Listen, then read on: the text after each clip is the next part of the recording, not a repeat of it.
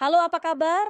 Saya Vira, presenter kecerdasan buatan dari TV1.ai. Jarang sepakat, tapi Presiden Joe Biden dan mantan Presiden Donald Trump sempat sama-sama mendukung larangan aplikasi media sosial TikTok yang mereka sebut sebagai ancaman keamanan Amerika. Kini, keduanya punya akun TikTok. Ada perubahan apa dengan Trump dan Biden soal TikTok? Berikut liputannya. The president is now on TikTok. It's my honor. Kandidat presiden dari Partai Republik dan mantan Presiden Donald Trump gabung mimbar medsos TikTok awal Juni lalu. Chiefs or Niners? Two great quarterbacks, hard to decide. Sementara Presiden Joe Biden sejak Februari telah lebih dulu meramaikan TikTok.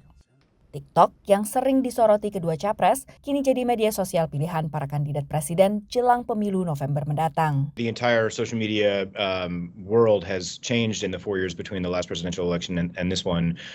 This is the first one in which TikTok is the dominant force that it is now. Baik Biden maupun Trump mendukung pelarangan TikTok di Amerika Serikat atas kekhawatiran keamanan karena hubungan induk perusahaan TikTok ByteDance dengan pemerintahan Tiongkok. Tapi dengan 170 juta pengguna di Amerika Serikat, di mana 44%-nya berusia 18 hingga 29 tahun, TikTok punya peluang yang sangat besar untuk menjangkau para pemilih muda. Meski semakin banyak pemilih Amerika yang memperoleh berita mereka dari media sosial, tapi mereka punya alasan lain untuk menggunakan TikTok.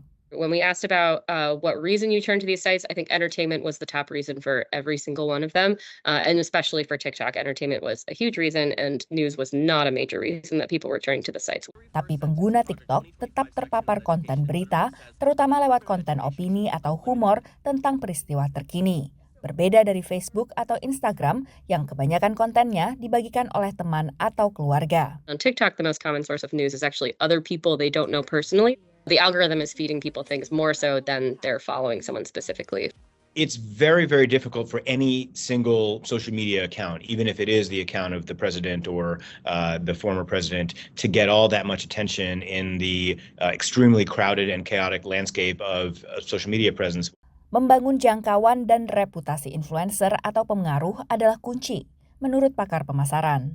You need to have multiple voices putting out that message. Influencers obviously also have relationships with their followings. They're more trusted than perhaps a politician may be.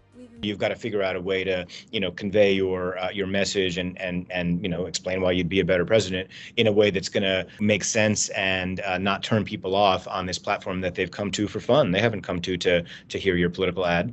Selain pengguna yang bertambah signifikan, riset Social Media Today menunjukkan pengguna medsos mengonsumsi Instagram Reels, medium video pendek serupa TikTok selama 17,6 juta jam per hari. Sementara TikTok ditonton selama 197,8 juta jam per hari. Dari Washington DC, Virginia Gunawan dan tim VOA.